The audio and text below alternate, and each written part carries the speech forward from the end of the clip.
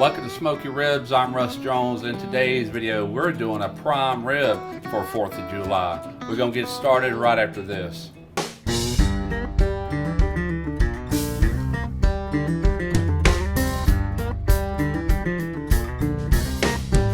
If you want to cook backyard barbecue till you get your feel, you come to the right place. Russ Jones, Smoky Ribs. Smoky Ribs. Smoky Ribs.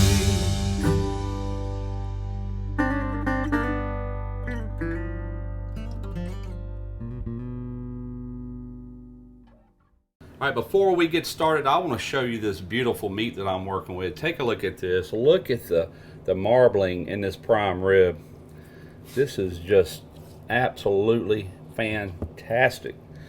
Now, what I done earlier is I took and removed this whole fat cap. This fat is a harder fat, runs a little bit deeper, and I didn't want to gouge into it, so I'm leaving that like it is. It will render out some. Okay, now what I've also done is I took and I Frenched out these bones, and that's more for presentation. And believe me, there was very little meat through here. There was some meat in between the bones that could have been done for beef ribs, but just huge chunks of fat was removed from this. So got rid of the fat, and there's the back side. You can see there. I believe this thing before trimming weighed in somewhere around 8 pounds, but this is just a fantastic cut of meat. I got it from Hassel Cattle Company out of Texas, and this is their breed that they do with the Angus and the Japanese Wagyu. It's a Texas Wagyu, and actually very affordable. Now, if you go to looking for this on their website, you're not going to find it. This is a special order only. They don't typically sell these on their website, not yet anyway, but you can contact them through their website, and I'll have a link in the description box if you're interested in getting one of these. And for the record, I bought and paid for this. So we're going to go ahead and get started. I'm going to show you what I'm doing next. Alright, so what I'm going to be seasoning this with is just a salt, pepper, a little bit of garlic in this.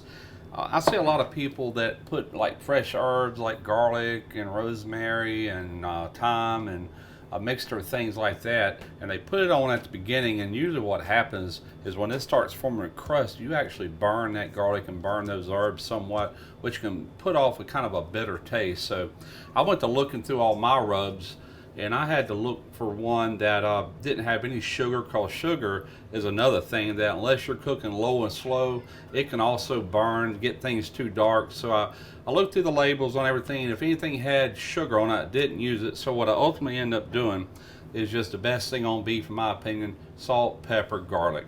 And I think there is just a touch of onion in this as well. It's a coarse pepper, coarse salt. Now, I am going to be putting a binder on this, and what you see right here is a Worcestershire sauce. And Worcestershire sauce by itself is like water. What I mean by that is as thin as water, so it's not going to really adhere real well to this. I want this to really create like a paste on here to where it adheres to the meat. And the main reason I'm using Worcestershire is not so much for the flavors that it's carrying, even though it does pair very well with beef, but it has a vinegar base in there which is acidic.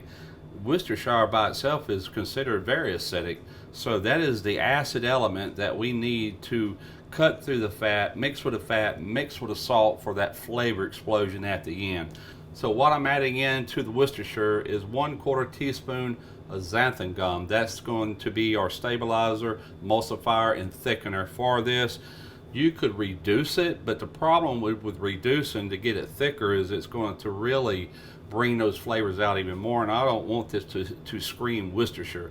I just want the vinegar out of it. And you could probably also change the chemical makeup to where, you know, it's not as vinegary. So we're not going to take that risk. We're just using this xanthan gum.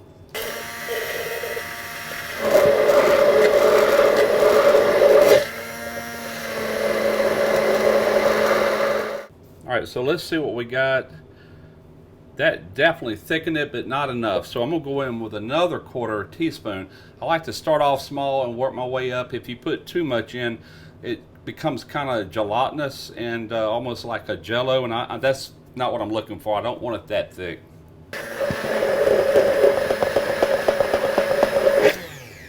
So let me put some gloves on and we'll be right back and we're gonna get this thing seasoned. All right, so I'm gonna keep my right hand clean and I'm just gonna pour some of this Worcestershire sauce right across the top. Now you see the thickness of that? That's gonna be a better binder. Just wanna rub this all over. Make sure you get your sides, make sure you get the front. And in a moment after seasoning this side, we'll flip it over and do the back. Now with my right hand, I'm gonna take this seasoning and we're going on with a heavy coat because this is a very big piece of meat. It's thick and it's gonna take this to season it properly. So I'm not gonna bore you with doing all of this. We're just gonna get it all. We're gonna get this front, we're gonna get the sides, we're gonna flip it over, get the other side. We're just gonna let this come on up to room temperature, probably another hour. Meantime, I'm getting the gateway fired up. We're gonna be cooking this at about 275 degrees. I'll meet you outside. Take a look at this fire basket. This is from the last cook I did. Didn't use much, man. I'm telling you, this drum is pretty fuel efficient. We're talking about lump here, so I'm going back in. We're just going to bring this up just a little bit more with some of this Fogo Super Premium.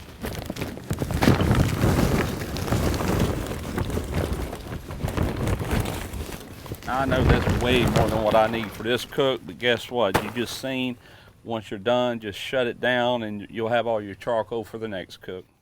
All right, so I'll lay some Fogo starters in the bottom. Just going to light these up. I'll let this burn for maybe 10 minutes and get going good. Then I'll put my grates in here. I'm gonna use my diffuser plate. I'm gonna put a lid on them. We're gonna balance this temperature out to like 275. So we're gonna go ahead and remove our lid here. Get the probes out of the way.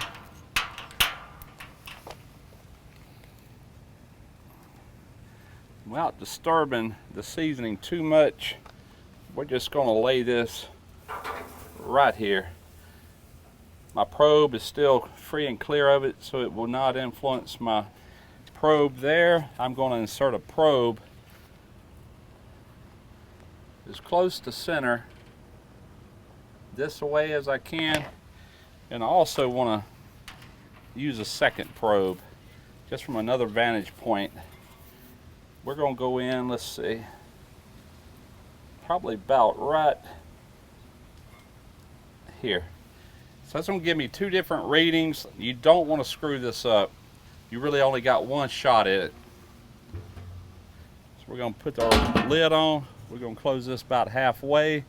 So I'm using the Smart Fire air controller on this cook to just monitor this cook and keep the temperature right where I want it. That way I ain't got to worry about it. I ain't got to keep checking temps. I don't have to adjust air vents or anything like that. I'll let that do that job. I can just chill out and relax. I'll look at my app every now to see what we're doing. All right, I'm running 275 nominal. You know, there's a little fluctuation in there, and that's what the air controller is for, is to hold it in that range. Now, once I hit 122 internal, 122 degrees Fahrenheit internal, I'm going to verify that with my instant read thermometer. If I'm good, we're going to go ahead and remove it.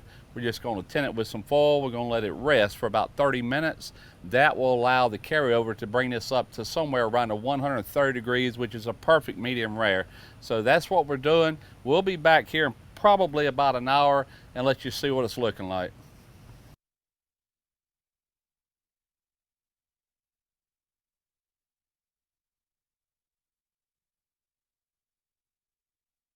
All right, I don't know much about cookers. I know cameras because I'm always behind them filming this stuff. But what I want to do say is Hassel Cattle Company, man, they provided a beautiful prime rib there. Oh man, everything they provide is top notch. Yes, top sir. Notch. And like I said, this is not a sponsored video. I did buy and pay for this. I just like throwing that name out there because I really, truly love their meat. So check them out. Links in the description. We are 1 hour in. Let's take a look. So what we got.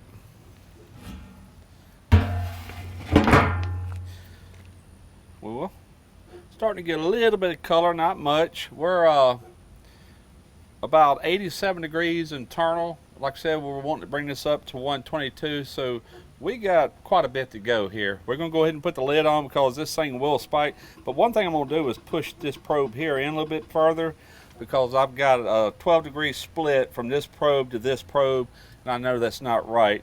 I got to thinking about the distance on this, and I'm like, I wasn't far enough in. So let's try that, see if we can get them to match a little bit closer. But either way, I will be verifying at the end with the instant read to make sure. So we'll see you back here when it's done. On the Smart Fire, I am showing 122 degrees in the center on one probe, and the other probe is running exactly 5 degrees. As one changes, the other one changes. Running 5 degrees, that could be probe placement. So I've got my instant read. We're going to give this a quick check, and man, that's looking fine. We want to verify these temperatures because, like I said, the last thing you want to do is mess this up. They cost way too much money for that. All right, let's just go in about halfway here. All right, that's showing about 120, exactly where it should. Let's go out here to the edge. This should be reading higher, and yes, it is. That's like 143. That's 125. We're pulling this. This is going to have carryover heat. The heat will distribute throughout it to finally arrive at one set temperature, which I'm hoping is between 130 and 134, which is a medium rare. I'm going to put this on this grate. We're going to bring it inside. We're going to tin it with foil, and I'll bring you back when it's time to cut into it. All right, we have been resting 30 minutes exactly. Matter of fact, I'm going to turn this alarm off because it's getting ready to sound off. We are within 30 seconds of that sounding off, so we're right here at 30 minutes. Let's just take a look real quick. Oh man, that thing is gorgeous. That is gorgeous. Now what I want to do is slide this off to the side and put me down one of these throwaway cutting boards, disposable cutting boards. We're going to transfer this meat right here. The first thing I want to do is separate the bones from the meat. Pull out my sword. All right, here we go. You want to stand this up. You just follow your bones. You get in here real tight and real close. You just follow these bones straight down, just like this. And they are removed just like that. Set that off to the side. Now let's take and place this more in the middle. All right, so let's go ahead and carve into this. The reason I want the bones out of the way, that way you can carve this as thin or as thick as you like. And this is feeding a lot of people. So we're gonna go with like 1/4-inch slices, something like that. Similar to what you would do with brisket, even though this is in fact like ribeye steak. So let's just check here on the end. Now the end is going to be more well done always because it's at the end, but I still got a nice pinkish color right there. So what I'm really looking for is what's dead center. That should be where our medium rare is, right in here. But we're going to continue to slice through this, and it's slicing through very easily.